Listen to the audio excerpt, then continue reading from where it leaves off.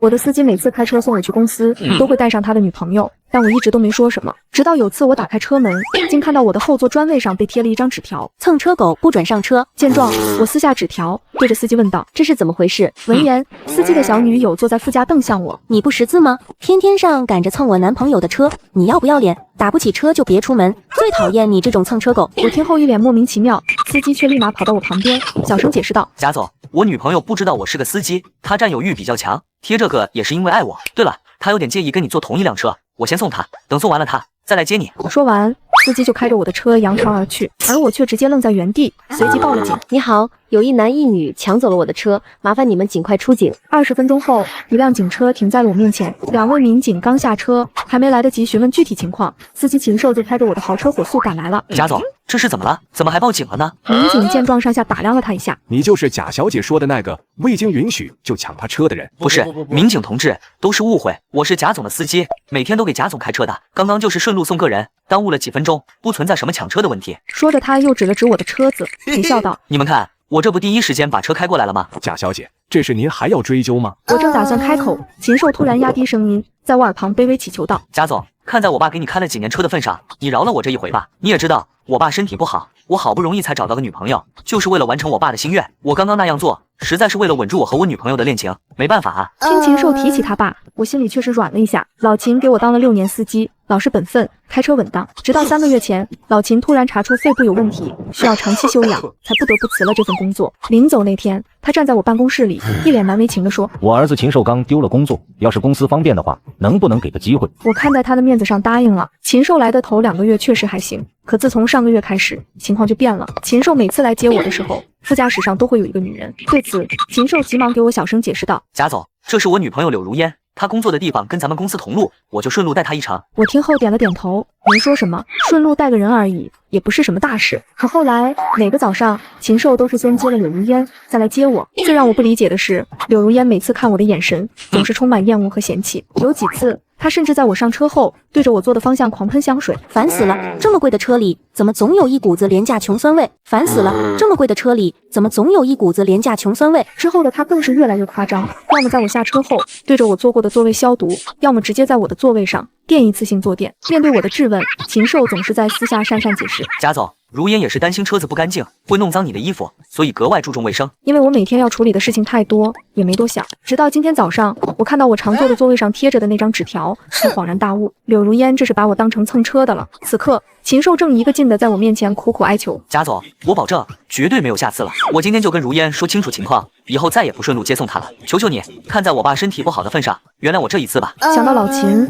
我叹了口气，算了，我不追究了。那天之后，禽兽确实老实了一阵子，每次来接我的时候，副驾驶上都没了柳如烟的身影。直到某个周末，我临时起意，想去郊区的别墅住2天度假，于是立刻打电话给禽兽：“你现在在哪？我要去个地方，你开车过来接下我。”“贾总，我今天早上起来发现车子爆胎了，现在正在汽修店修车呢，工作人员说的明天才能修好。您是要去哪？要不我给您叫个车吧？”“算了，我自己打车吧。”挂断电话后，我打了辆车去郊区别墅，可等我来到别墅门口，却发现我的车正停在我的别墅门口。在我仔细确认过那就是我的车后，立即加快脚步走进了别墅大门。等我看清别墅里面的景象后，彻底傻了眼。只见别墅客厅里一片狼藉，茶几和地上全是垃圾，价值几百万的沙发和地毯上被踩的全是脚印。我扫视全场，发现柳如烟正坐在对着门口的沙发上，而她的身边则围满了人。如烟姐，你命可真好，竟然找了个这么有实力的男朋友。是啊，不仅有钱，还对你这么好。你说一句想吃烤红薯，他就立马屁颠去买了。以后你当上了富太太，可千万别忘了我们这些老朋友啊。柳如烟被夸的嘴角高高翘起，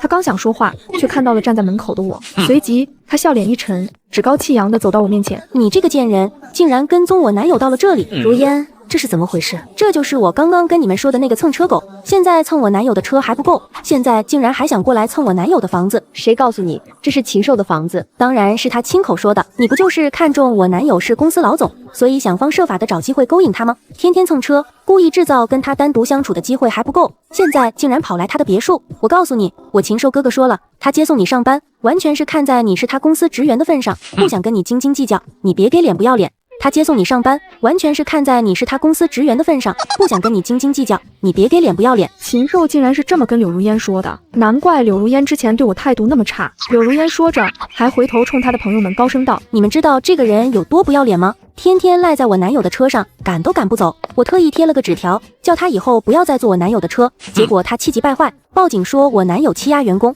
搞得我男友为了公司名誉着想，不得不每天提前送我去公司，再单独折返去接送他。我活这么大，从来没见过这么厚脸皮的人。”听完我猛地瞪大双眼，难怪这段时间禽兽每天接送我都会迟到。好一个禽兽！既然你把我当傻子玩弄，那就别怪我不客气了。于是我当场拿出手机，拨通了法务部的电话，赶紧带人来我的别墅。我还没说完，柳如烟直接一把抢走了我的手机，狠狠摔在地上。你怎么这么能装呢？还你的别墅，这是我男朋友的，真不要脸！还没傍上土豪呢，就开始把别人的别墅当成是自己的了。有些人就是这样，一看到有钱人就巴不得跪在地上当狗。如烟姐，你脾气还是太好了，要是我碰到这种人，早就撕烂他的嘴了。接着，柳如烟突然一把揪住我的衣领，听见了吗？大家都骂你是贱人呢。说完，她不经意间看向我的脖子，眼睛顿时一亮。你这玉佩项链一看就不便宜，也是帮土豪买的吧？随即，她用力一拽，直接把我的项链狠狠扯了下来。见状，我脸色猛地一变，快把项链还给我！快把项链还给我！这么紧张，看来这项链价值不菲啊！闻言，我伸手就想去抢。它不值钱，但对我很重要，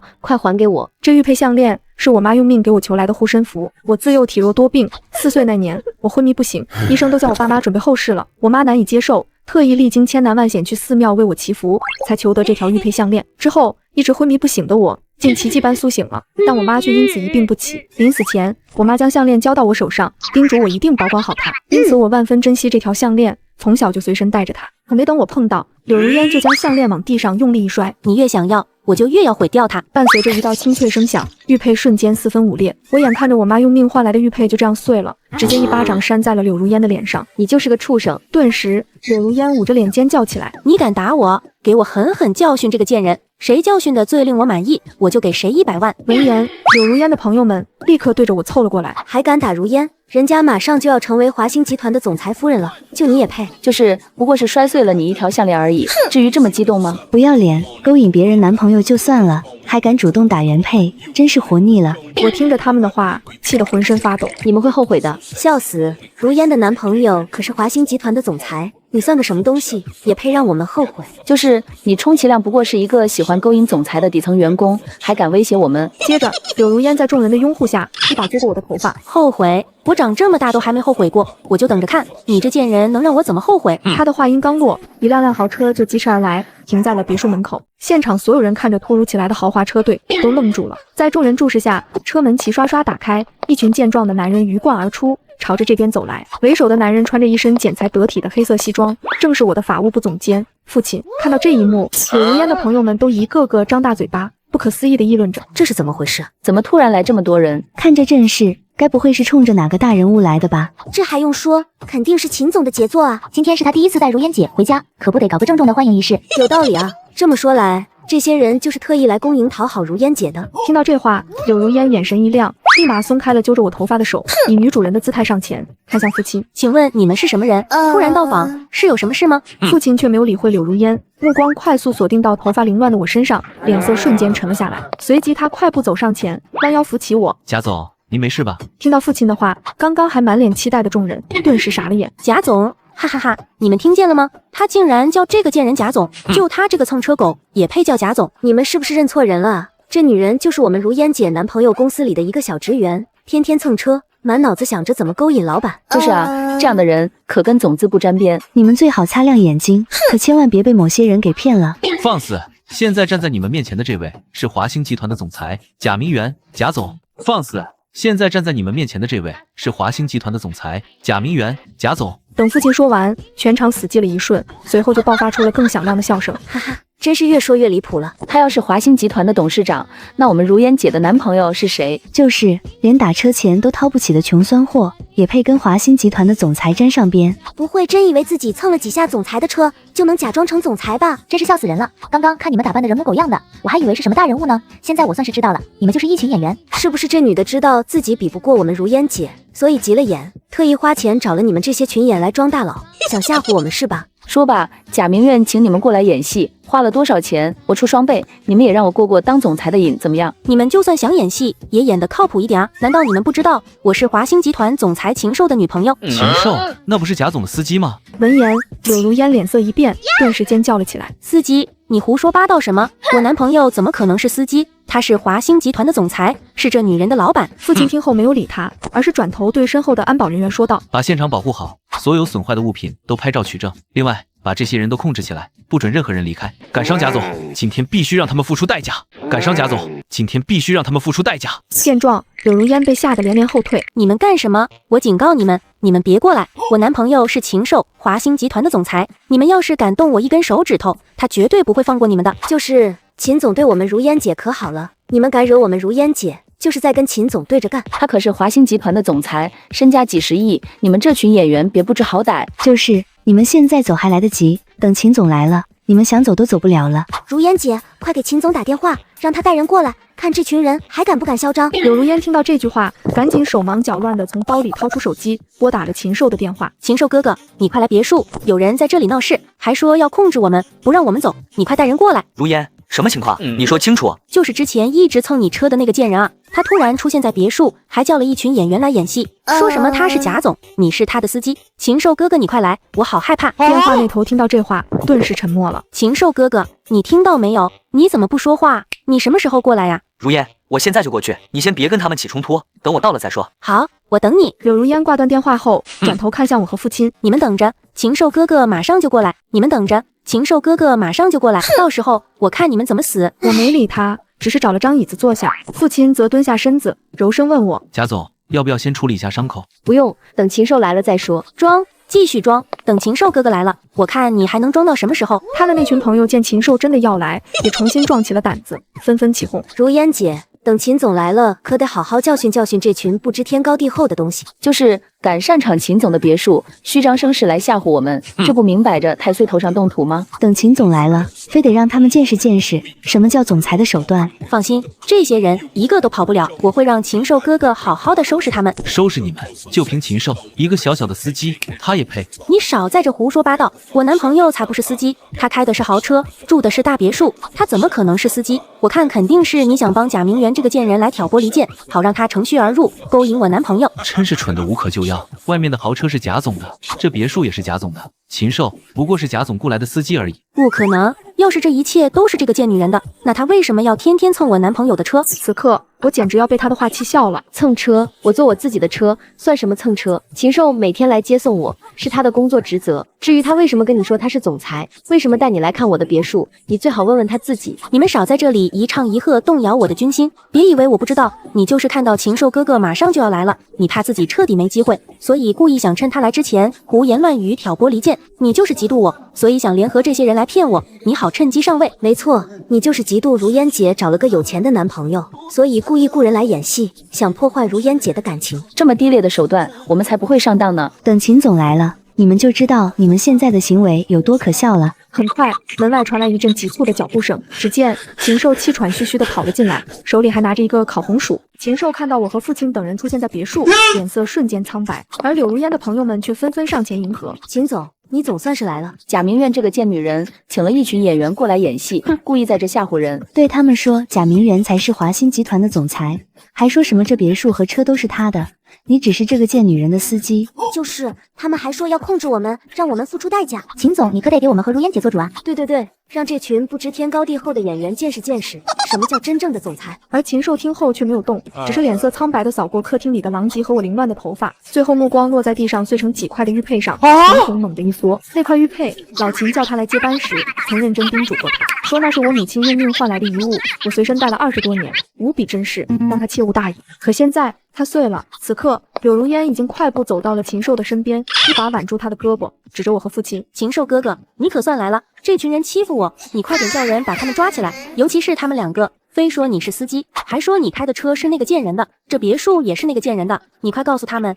这些都是你的，对不对？而此时的禽兽只是一直低着头，待在原地。柳如烟这时也察觉到了不对劲，拉了拉他的胳膊。禽兽哥哥，你怎么了？你说话啊！下一秒，禽兽终于缓缓抬起头，看向我，紧接着他松开柳如烟的手，快步走到我面前，压低声音：“贾总，求求您帮我圆个谎，假装我是总裁，您是我的职员。贾总，求求您帮我圆个谎。”假装我是总裁，您是我的职员。您也知道，我爸身体不好，他一直盼着我能找个女朋友，成个家。如烟她条件不错，对我也挺好，我是真的想跟她好好处下去。要是她知道我只是个司机，肯定会跟我分手的。贾总，看在我爸给您开了6年车的份上，你就再帮我这一次，就这一次，我保证以后我一定好好给你开车，再也不迟到，再也不带他上车，什么都听你的。听完，我盯着他看了几秒，忍不住笑了。禽兽，你哪来的脸跟我说这种话？禽兽闻言脸色一僵，下意识地回头看了一眼柳如烟。贾总，你小点声。我却没理他，继续大声说道：“看在你爸的面子上，我录用了你，对你百般宽容，一忍再忍。可你呢，天天带着女朋友上我的车，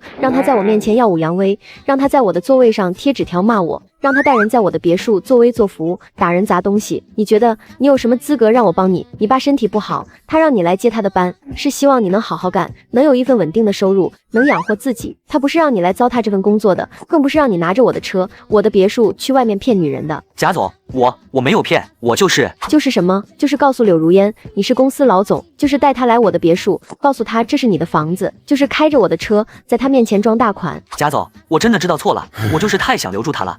你太想留住她，所以你就拿我的东西去充门面。那你有没有想过，你这么做对我造成了什么影响？禽兽，事到如今，你觉得我凭什么要帮你？禽兽，事到如今，你觉得我凭什么要帮你？面对我的质问，禽兽张着嘴，浑身都在发抖。贾总，我可以赔。赔？那块玉佩是我妈的遗物，她拿命换来的东西，你拿什么赔？此刻，禽兽彻底说不出话了。就在这时，柳如烟终于忍不住了，她快步走过来，一把拉开禽兽，挡在他面前。你们俩嘀嘀咕咕说什么呢？说完，她转头看向禽兽，眼神里带着怀疑。禽兽哥哥，这个贱人是不是又在勾引你？你别怕他。有什么话你就直说，他要是敢威胁你，我们就报警。我就不信了，一个蹭车的还能翻了天不成？听着，禽兽终于抬起头看了柳如烟一眼。如烟，你别说了。什么？我为什么不能说了？难道你真的被这个贱人勾引到了？你快别说了，事情不是你想的那样。不是我想的那样，那是哪样？难不成还真像这个贱女人说的那样，你是她司机不成？这么荒唐的话，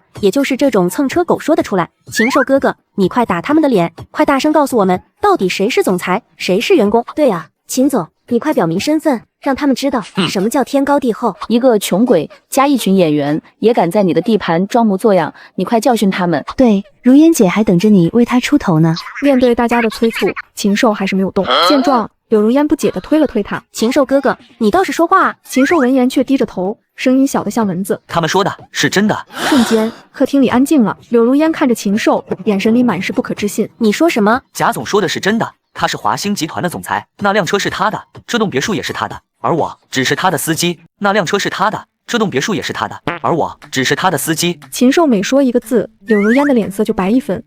你说什么？禽兽，你再说一遍。终于，禽兽抬起了头，认真道：如烟，对不起，我不是故意要骗你的，我就是太喜欢你了，我怕你知道我只是个司机，会看不起我，所以我才……可禽兽话还没说完，柳如烟就一巴掌扇在禽兽脸上。禽兽没有躲，也没有辩解，只是站在那里，满脸歉疚地看着柳如烟。所以你真的一直在骗我？你跟我说你是华兴集团的总裁，说你开着豪车，住着大别墅，说你是身家几十亿的成功人士，结果呢，你就是一个司机。如烟，对不起。对不起有什么用？你知道我跟我朋友怎么说的吗？我说我男朋友是总裁，是富豪，是成功人士。结果你现在告诉我，你只是一个司机，你让我怎么面对我的朋友？你让我怎么面对所有人？突然，我打断他们，走到禽兽面前，看着他。你们要吵要闹，以后有的是时间，但现在有几件事必须说清楚。第一，你未经我的允许，擅自把我的别墅提供给他人使用，造成别墅内的家具和物品多处损坏，这是非法侵占他人财产。第二，你擅自使用我的车辆，用于接送他人，造成车辆损耗，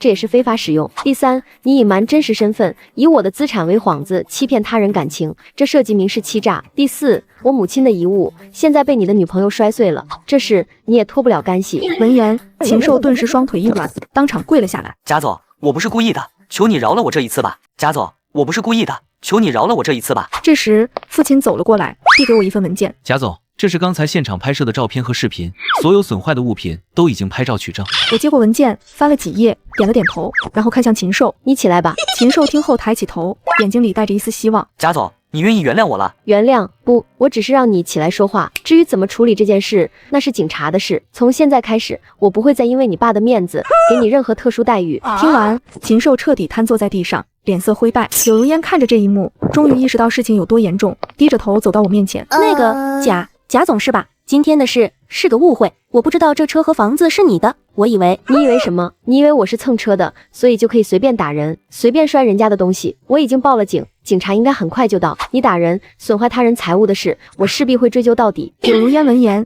脸色瞬间惨白，转身看向禽兽。禽兽，你倒是说句话啊！你不是说你会保护我，会永远对我好吗？你现在怎么不说话了？听着柳如烟的话，禽兽跪在地上，眼睛里满是苦涩。如烟，我连自己都保不住了，还怎么保护你？就在这时，门外响起了警笛声，几个民警走了进来。见状，我把事情的经过简单说了一遍，并对着民警肃声道：“警察同志，这些人弄脏了我的别墅，毁坏了我的家具，喝光了我收藏的酒，打碎了我母亲的遗物。这所有的事情，我都不接受任何调解，请你们严肃处理。这所有的事情，我都不接受任何调解，请你们严肃处理。”听完，民警点了点头，迅速地将参与到这件事的人全部带去了警局。临走前还提醒我把所有损坏物品的价值证明全部带到警局，到时逐一清算问责。等我整理好证据赶到警局的时候，柳如烟已经彻底失去了灵魂，她受到了此生最大的打击。她不单单是要面对巨额赔偿，更重要的是，她今天口口声声说最痛恨蹭车狗，结果闹了半天，她自己才是那个蹭车的。随后，警察们拿着我带来的资料一一核对，最后清算出柳如烟等人光是在别墅里喝的酒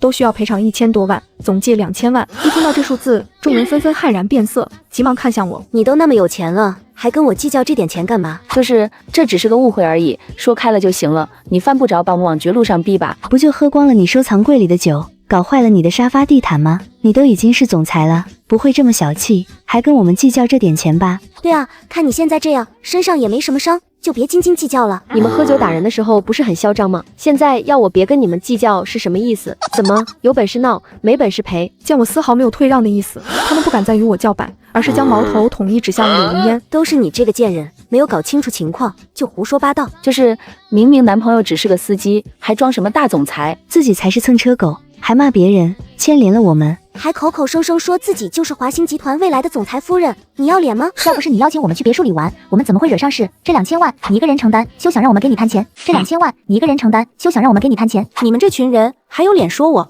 要不是你们自己想要攀附权贵，一直怂恿起哄，我怎么会做到这一步？以为我是总裁夫人的时候，对我百般讨好，巴不得给我舔鞋。现在出事了，就一个个翻脸不认人是吧？今天你们一个都别想跑。之后，柳如烟跟她的朋友们当场对骂了起来，纷纷开始推卸责任，直到后来警察拿出我别墅里的监控，他们才闭了嘴。随后，每个人都领到了巨额债务，而柳如烟是整个行动的发起者，她身上背的债务自然最多。面对这巨额索赔，柳如烟束手无策，只能将目光对准禽兽。禽兽，这件事都是因你而起，你必须为我负责。禽兽闻言则看向我，祈求道：“贾总，咱们没必要把事情做得这么绝吧？求求你，看在我爸给你开车这么多年的份上，给我一个面子，别计较了吧。”给你面子？禽兽，你能不能要点脸？你觉得你在我这还有面子吗？从今天开始，你被开除了。还有心情为别人求情，不如想想怎么自保。说完，我头也不回地走了。就这样，柳如烟和那些付不起赔偿金的人都被起诉送进了监狱。禽兽被判了5年，柳如烟则被判了3年。宣判那天，